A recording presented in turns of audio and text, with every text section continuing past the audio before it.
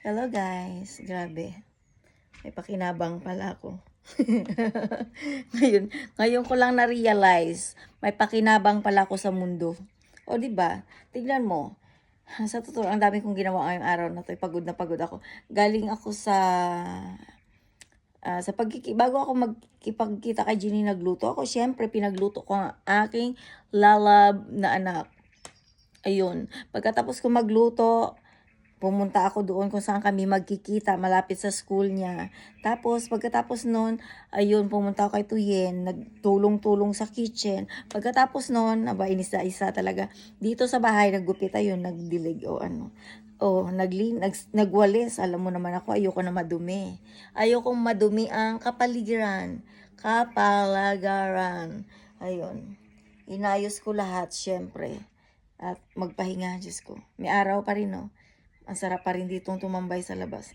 Dito muna ako. Tambay-tambay. Tambay sa labas. Tambay sa labas. Ayun. Masarap pala mag-walk, no? Parang alam mo yun, na-i-exercise ang katawan mo. Hindi ka na bored. Tapos hindi ka palampa. Alam mo yun?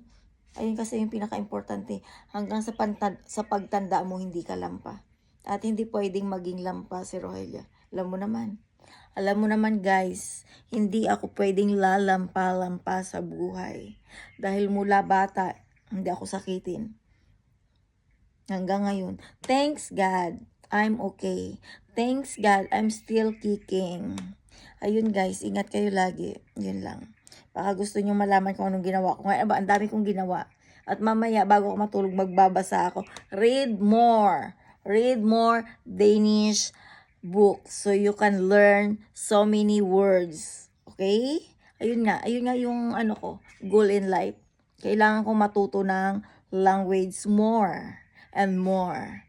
Sa totoo lang, napag-aralan ko na yan eh. Pero I need, extra learning for my own self. Ayun. Kailangan mo talaga. At saka para kapag may kausap ka, alam mo yun, ready ka kung ano isasagot mo. English man or Danish, Tagalog man or Bisaya. The important is I have 4 languages already.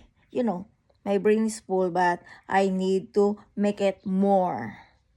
Ayun. Ayun ako guys, mahilig ako mag-aral. Mahilig din ako magbuting-ting ng kahit ano. Ayun. Buting-ting ng kahit ano ha. Alam mo na, except lang yung mga bagay na hindi nyo iniisip nyo. Basta, mahilig ako gawa ng mga bagay na magiging maganda ang resulta. Ayun. Kailangan ko lang muna magpahinga ngayon. Sige, bye-bye. Bye-bye. See you. See you to my next video. Okay, bye-bye. Have a nice evening sa inyong lahat.